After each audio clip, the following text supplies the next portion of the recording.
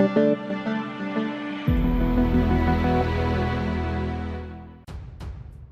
to hard reset Xperia 5.4. Step 1. At first, use the power button to switch off the Sony Xperia 5.4. Step 2. Then press and hold the power key with the volume down simultaneously. Step 3. The recovery mode will be activated. Use the volume button to navigate and the power key to pick.